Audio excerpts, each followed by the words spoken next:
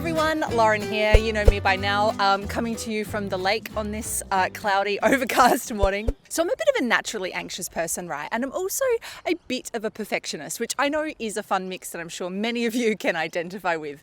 But I'm also a creative person. I love making things. I love writing words. I love recording podcasts. I love editing things. And the thing is though, since the beginning of this year, my creative output has been less than ideal. In fact, I've really struggled to write anything at all. And the content that I am creating is not what I would consider to be my best. Except for this series, of course. And so I've been dealing with a lot of guilt and anxiety about not feeling productive enough. And I don't think that I'm alone in this. Karen, the fearless moderator of Overheard at Flinders, even requested that I speak on this topic because it's so prevalent. Plus, the number of students who have been posting about non-graded passes kind of, speaks to the fact that I think for many of us, the first half of this year was the pits. But you know what? There is really good reason for that.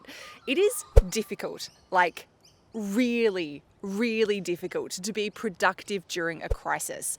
Our brains, in particular the prefrontal cortex, which is the part of our brains that makes us, really excellent at doing a lot of things. It's responsible for, advanced planning, for working memory, for analytical thinking. That part of our brain is dealing with some really massive changes. And the uncertainty that COVID has sort of unleashed on the world means that part of our brains is really scrambling to figure out what to do and how to react. And it's doing this based on our past experiences, which are probably not super relevant to this particular context, and by running simulations that often play out the worst case scenarios. And so this exhausts our analytical thinking and it heightens the kind of external sensory perceptions that we have as we're sort of seeking threats everywhere in our environment. And these two factors combined is really the reason why for many of us we're feeling quite unfocused, unmotivated, and really unable to work. But knowing that there's a good reason that we feel this way doesn't make those feelings of guilt go away. And so I sat down with Dr. Lydia Woodyatt to chat all about what guilt is, why it's affecting us so much at the moment, and what we can do to sort of mitigate some of those feelings so that we can get a sense of motivation back and get back on the horse for this semester. Then I had a chat with Dr. Amy T. Matthews, who is normally a super prolific, super productive writer. She's also a senior lecturer in creative writing, to find out what she's been doing to deal with this sort of lack of creative space, analytical space, and headspace to write and produce and do, and some tips that she has for overcoming it. So when we talk about guilt or shame, I think it's really important to remember to start with that these are, as emotions, they're kind of like a gauge of something. And when I say a gauge, I want you to think of the fuel gauge in a car. The fuel gauge is not really like anything, it's just an indicator of something that's happening inside the tank, right? So the real issue, the thing that runs the car, is actually the fuel, and the gauge is just monitoring that. Well, it's kind of the same with our emotions. Our emotions are just kind of a gauge of something else that's going on for us psychologically. And actually when it comes to shame and guilt, these are emotions that are really wired into humans being animals that live in social groups, and they really help us to monitor and moderate social group life, to know that we're fitting in, that we're being part of a group, that we're being kind of good and appropriate to our group, whatever groups we identify with or find connection through.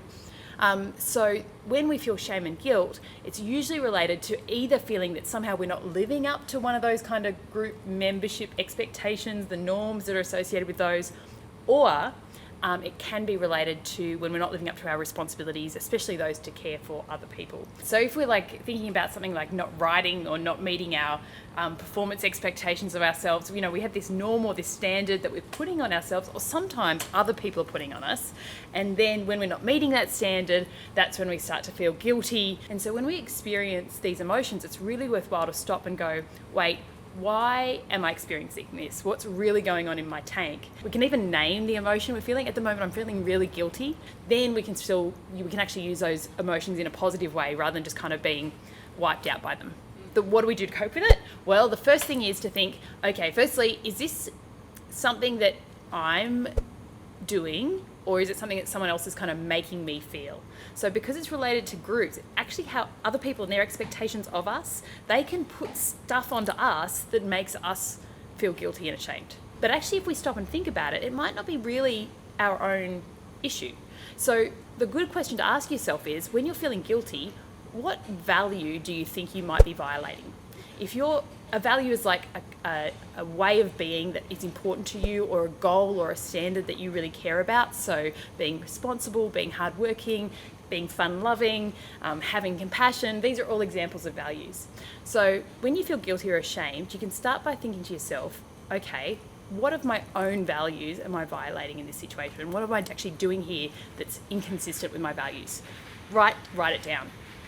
Then you can think to yourself, okay, well, what are things I've done in this context before that are consistent with my values? What kinds of behaviours have I done in the past that are actually living out those values? And then you can make a plan to the future. So what am I going to do, in the next day, in the next 2 days, in the next week, that will be consistent with those values? When we do that, what we do is we address that tank issue, that need to be a good and appropriate group member. And by doing that, by actually making a plan that's centered on our values, we can start to reduce those feelings of guilt and shame. And then once they start to reduce, we find it easy to kind of get on with some of our work. The other issue is then once we've kind of worked through, okay, did I actually violate a value in this situation? I think it's really important to then go, okay, well, once I've got my plan in place, I need to treat myself also with a bit of self-compassion. So if there's like one rule for university, it's show up, don't beat yourself up. Treat yourself the way you would treat a friend.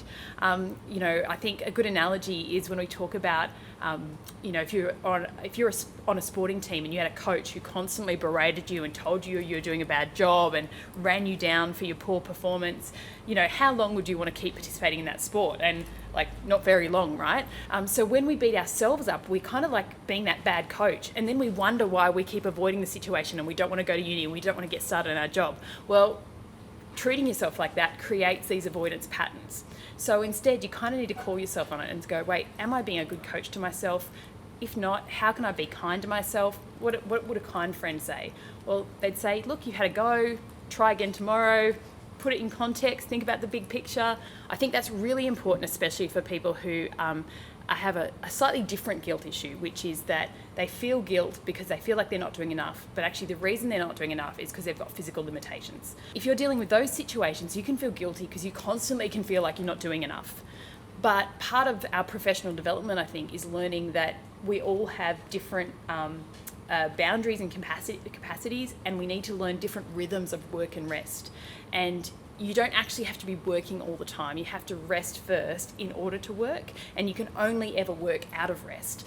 If you didn't get all of your jobs done on your list today, like the rest of us, there's a couple of things you can do. First, I think normalising is really important. Every day, there's so many of us who don't get through our whole to-do list. But actually, every day's a new day, and if you just keep tackling things one thing at a time, chunking things down into small parts and keep working at them, they all kind of add up over a long period of time to what you're actually aiming for. The other thing is, check yourself. So check those emotions. Your emotions aren't facts about your ability. They're just feelings that are responding to the situation you're in. And sure, when we fail, we're going to have feelings, and that's fine. Name them, think about what really went wrong, and come up with a problem-focused plan to change it for next time. And then give yourself a break at the end of the day. Stop thinking about it. Go and have a rest. Do something fun. Get some balance and perspective by doing other things that are important to you, and then come back and try again the next day. If these things go on for really about 2 weeks, generally I'd say, okay, it's time to reach out to health counselling and disability and have a chat to a psychologist, because chronic guilt and shame can be associated with other conditions, so anxiety, depression, when you've gone through trauma, and there's treatments available for that, and there's people that can help you with that. So part of our professional development is to seek that help and get on top of that experience. How has your creativity or productivity been disrupted at the moment? Oh my God, it's been horrible. It's been so bad. It's actually the best question to ask because it's been so bad. I had study leave when we first went into lockdown, and we're actually renovating our house. So we moved into a very small flat, the 4 of us. So all my stuff's in storage except for my research. And then the kids were home 24 hours a day. And my partner teaches at Adelaide Uni, so he was home teaching. So I was sitting at the dining table surrounded by people doing online schooling and teaching online, and just it was chaos. And I've got 2 books due, first drafts of 2 books due by the end of February. So I'm panicking. Wow. Has there been anything in particular that you've struggled with most? Yeah, I think focus has been the hardest thing. Like I find that I don't know how everyone else feels during this time, but I'm really scatty. So I'm very distractible. So I'll think about something and then I'll go off down rabbit holes on the internet instead of doing what I'm supposed to do. Mm-hmm. Or I get anxious. I don't know if everyone else is feeling this, but I get up and start pacing, or I'm making endless cups of tea or coffee. So I'll sit down and write 3 paragraphs, or maybe even only 3 lines, and then I get up and make a cup of tea. Have you felt a lot of guilt or shame about not feeling productive? Yes, especially at a university, because students would feel the same thing. Like the deadlines stay there. Like they still expect you to hand in your essays.